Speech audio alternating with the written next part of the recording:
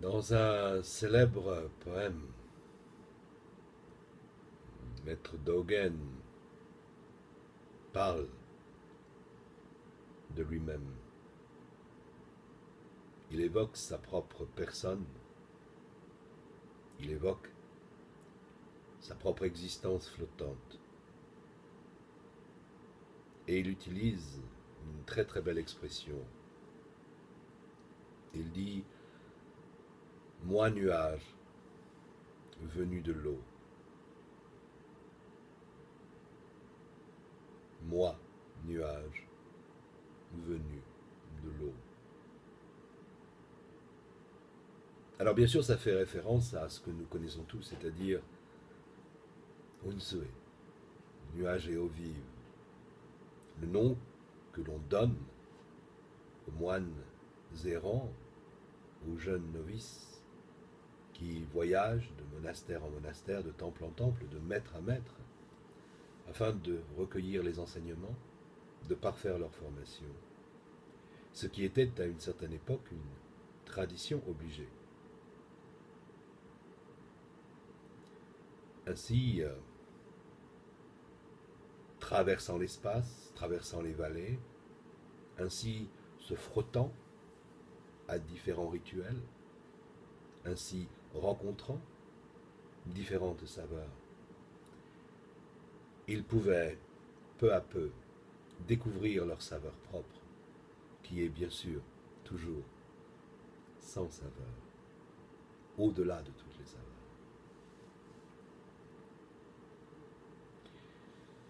Moi nuage, venu de l'eau. C'est aussi notre condition, flottante dans un monde flottant. Vous êtes, je suis, nous sommes tous nés hier et nous allons mourir bientôt.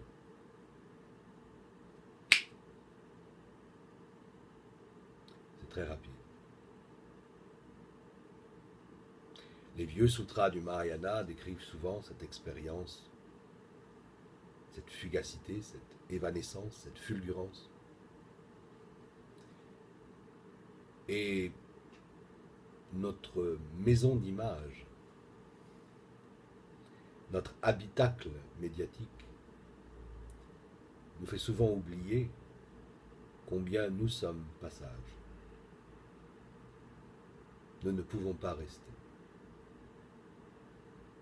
Et si nous pouvons quelquefois avoir l'illusion d'une solidité en l'espèce de nos gadgets électroniques, des images que nous y fixons, de ces miroirs qui recueillent notre passage, notre reflet, pourtant, en dépit de tous ces dispositifs, nous ne pouvons pas rester. Nous ne resterons pas. Mais plus encore, moi, nuage venu de l'eau,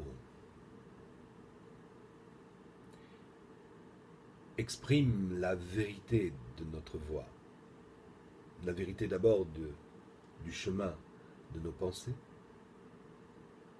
la vérité du dharma qui, comme les oiseaux, ne laissent pas de traces dans le ciel, et ça c'est un enseignement de Dogen aussi.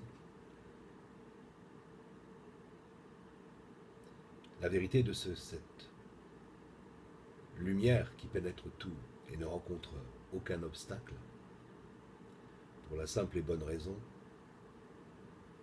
qu'elle est, en son essence, la matière même de toute forme d'obstacle qui s'y pourrait se dresser contre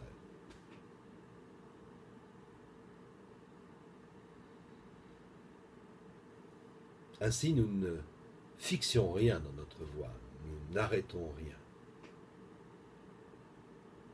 Nous n'arrêtons pas de dogmes, de certitudes, nous ne décidons pas pour nous-mêmes, pour les autres.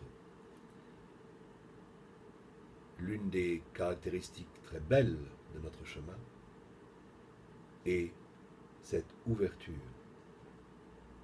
demeurer dans l'ouvert.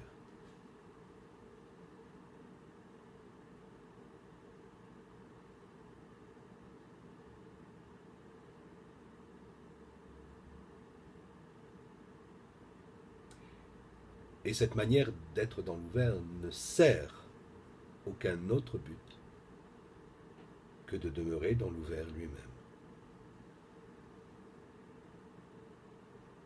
Ouvrir l'ouvert.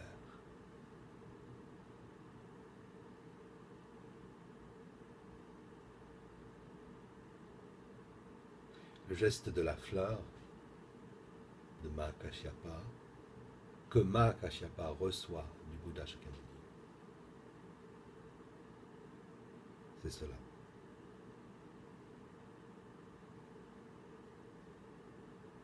Alors il est vrai que nous avons besoin de tradition.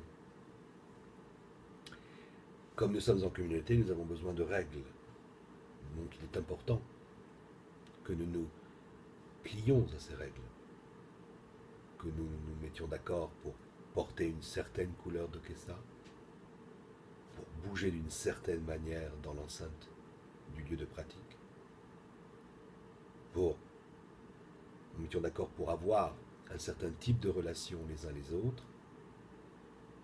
Et ces règles ne sont pas là pour nous museler, pour condamner notre liberté, mais bien évidemment pour nous permettre en très bonne intelligence de libérer l'ouvert. Car on le sait, sans règles et sans limites, il n'y a pas de liberté.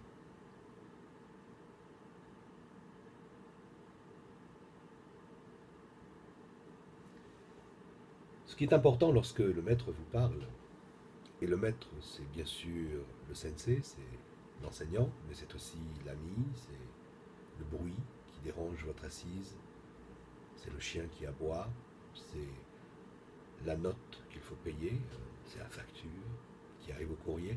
Toutes ces formes du maître, ce qui est important, c'est de les accueillir dans un espace que j'appellerais celui de la non-discrimination. Ne vous braquez pas, ne nous braquons pas. Si nous commençons à dire « Ah ben non, mais moi c'est comme ci, moi c'est comme ça », nous solidifions, nous rigidifions les choses. Nous ne sommes plus dans ce moi-nuage, dans cette venue de l'eau, mais nous sommes au contraire dans une qualité beaucoup plus crispée.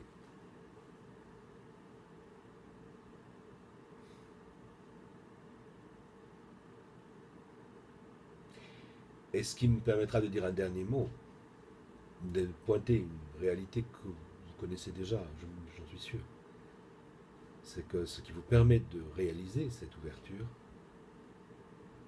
c'est tout simplement la compassion, l'amour. Mais pas l'amour qui est conscient de lui-même, parce que ça n'est pas le problème.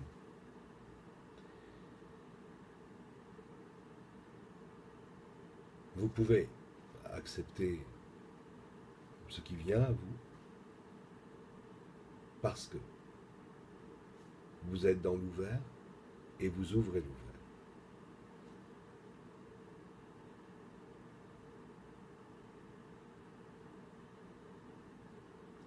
J'ai échangé hier avec Taikyo et j'évoquais avec lui les deux figures de Manjushri et de Kannon. Et je lui disais que les deux aspects ne pouvaient fonctionner d'une manière séparée. Si on est entièrement du côté de Kannon,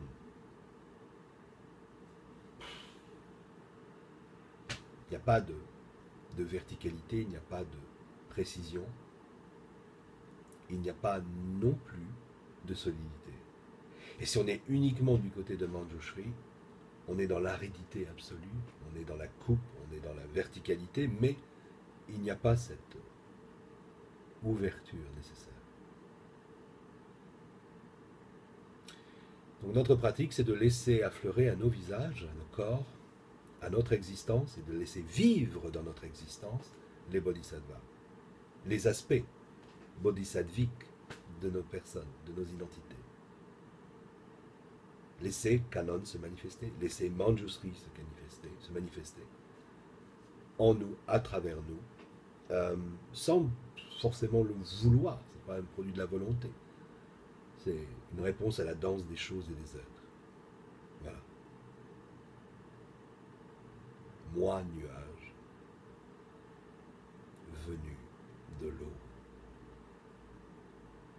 Merci pour votre patience. À bientôt.